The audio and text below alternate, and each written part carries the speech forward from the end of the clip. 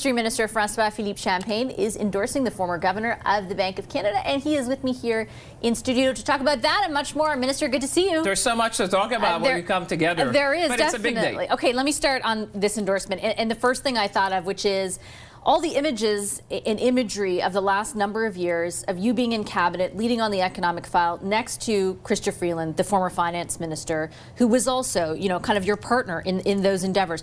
Why are you choosing to endorse Mr. Carney over her? Well, I have a lot of respect for Chrystia, but I would say I've known Mark for a long time as well. And the reason, because, you know, I was a contender. So for me, I decided to endorse a candidate which shared the same vision of Canada, an ambitious Canada, a confident Canada, a prosperous Canada. And I think this is going to be a mighty economic team because both of us together were very complementary. He brings his experience as a central banker, which we'll need. This is unprecedented time in the history of Canada. You've seen the recent news. You've seen the president's speech in Davos. On my side, I think that, you know, I've been in cabinet for a number of years, and with the business background, it's really an economic team that you're bringing where we can make sure we both know how to negotiate. We both have a relationship in Washington. We both know how to rebuild, I would say, the industry in Canada. This is almost like a CDR moment. You know, CDR was the industry minister after the Second World War.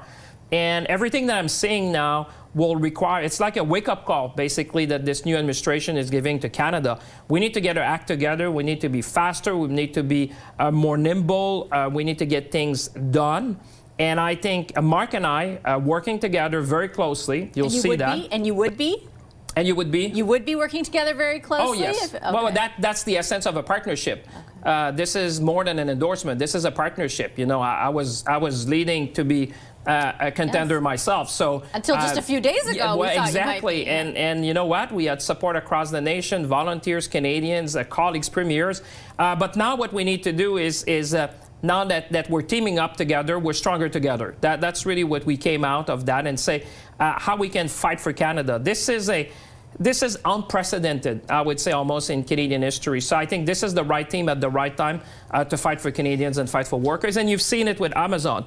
When you stand your ground, things happen. I'm going to ask you about that in a second because I have many more questions about it. But just on Mr. Carney and the message that he's trying to deliver with the help of yourself, for example.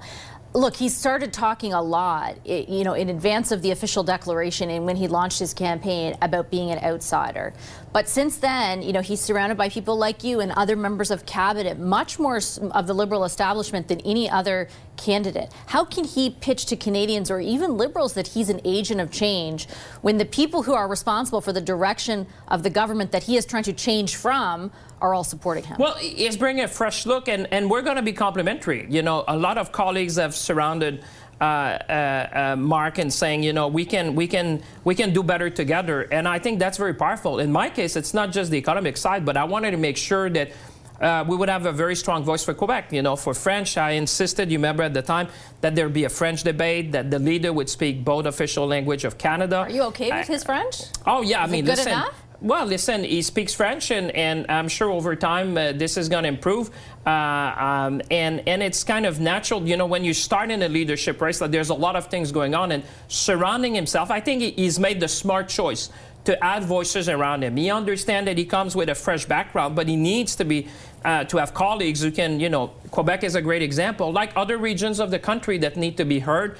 There's a lot of things that you need to learn as you walk into that, but I think we're very complementary. But ultimately, if the point about Justin Trudeau leaving was that Canadians do not feel at this point in time that your government has delivered for Canada, how does he sell the message that he can with all of you standing next to him? Well, we're going to do things differently. Trust me. Why haven't you already? Well, there's things that you can do. There's things that we're going to change. You know, there's a chapter which is closing with Prime Minister Trudeau. This is a new era. This is a new book starting, and I can tell you, we had dinner. It's the same book. We look book. at how we can do government, how we can improve our processes, how can we be more nimble.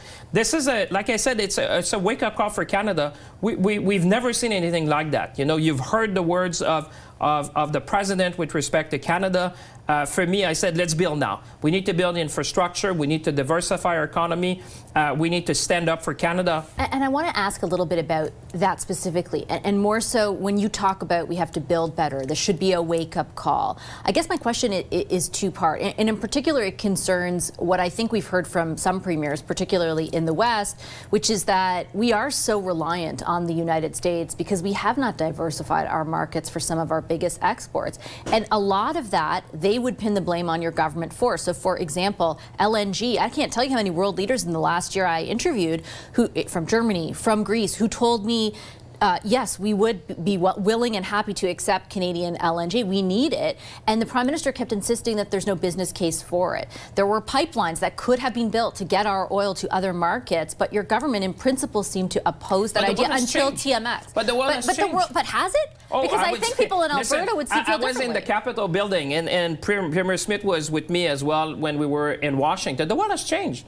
Just look at what's happening in the last few days. The world has changed. So we need to adapt. The worst thing would be to do the same thing and expect a different result. If the world has changed and we need to get more access for our resources to market, let's do that.